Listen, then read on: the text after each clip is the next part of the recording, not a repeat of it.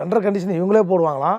இவங்க வேண்டியவங்களை உள்ளே கொண்டு வரதுக்கு டாக்டர் சுப்பையன் என்ன பண்ணுறாரு, ஆவின் புதுசாக வந்துக்கிற ஆவின் எம்டிக்கு அழுத்தம் கொடுக்குறாரு. ஒரு ஹெச்ஓடிக்கு அழுத்தம் கொடுத்தீங்கன்னா அந்த ஹெச்ஓடி கமிட்டிக்கு அழுத்தம் கொடுக்குறாரு. இதனால் ஆவின் டெண்டர் 2 மாதமாக நிலுவையில் இருக்குது. இதில் வர ஆனரபிள் ஹைகோர்ட்டுக்கு போயிடுச்சு. போன வாரம் அந்த கேஸ் எங்கே போயிடுச்சு? நீதிமன்றத்துக்கு போயிடுச்சு. உயர்நீதிமன்றமும் சொல்லுது. என்ன சொல்லுது? மதிப்புக்குரிய மாண்புமிகு நீதியரசர் லட்சுமணன் ஜே வந்து சொல்கிறாரு, இப்போ இதில் ஆவினில் வந்து நீங்கள் சட்டப்பிரகாரம் கரெக்டாக டெண்டர் நடத்துங்க. இதில் வந்து நீங்கள் ஏஜியை கூப்பிட்றாரு.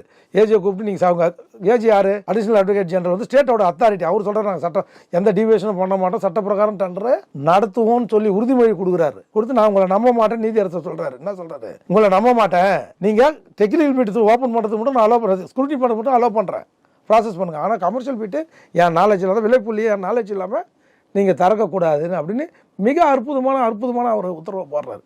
ஆவின் மேலே அரசாங்கத்து மேலே நம்பிக்கை இல்லாமல் ஏஜி சொல்கிறார். அப்போ இல்லை நீங்கள் வெக்கேட் பண்ணலாம், நான் பொறுப்பேற்றுக்கணும்னு நோ நீங்கள் எடுத்துகிட்டு வாங்கன்றாரு.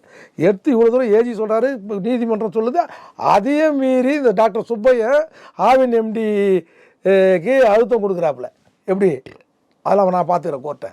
எவ்வளோ தூரம் பாருங்கள்.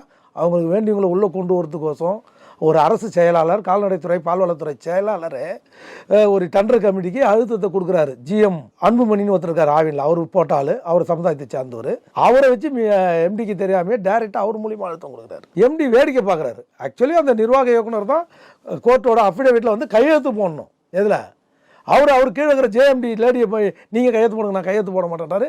மாண்புமிகு நிர்வாக இயக்குனர் எந்த ஃபைல்லையுமே கையெழுத்து போட மாட்டாரு.